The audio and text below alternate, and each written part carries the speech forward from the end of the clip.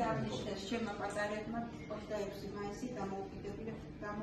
საქართველოს დამოუკიდებლობის დღე ძალიან განიცდა.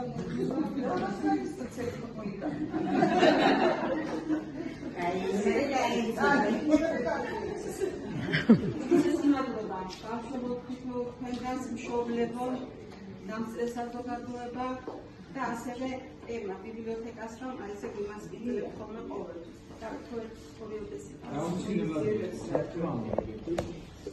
უპირველესობის სატრანსპორტის და მადლობას მოგახსენებთ მოწვევისთვის.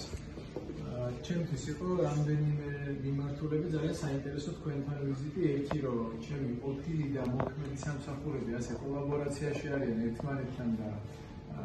ინტეგრირებულად მუშაობენ, ჩემთვის არის ძალიან კარგი და ძალიან სასიამოვნო და მისაღები. განსხვავებული იყო, მე ყოველთვის ვეძებხოდა განსხვავებულებს ღონისძიებაში, რომ ის აღნიშნო და მინდა გითხრათ, რომ მთელი, რა ვიცი, 9 წლის განმავლობაში უფრო მეტად დავდიოდი, როცა რესურსცენტრის უფროსი ვიყავი ღონისძიებებზე, მასწავლებლების ასეთი აქტიური მონაწილეობა, უშუალოდ ჩართვა და ბავშვებთან როგორც მონაწილე, მართლა არ მინახავს, რა ვიცი, ასეთი ღონისძიებები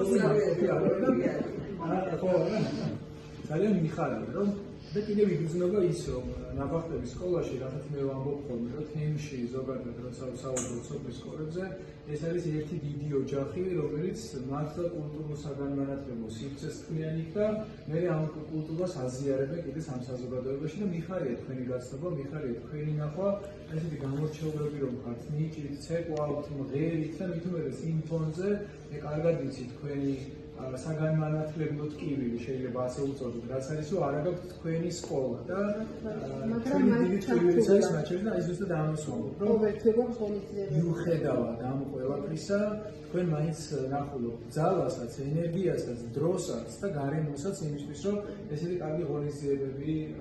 ჩაატაროთ და განახორციელოთ ქალბატონი ელზას ხელმძღვანელობით, რომელმაც მართლაც ახალი მუხტი შემოიტანა თქვენ სკოლაში, იმით, რომ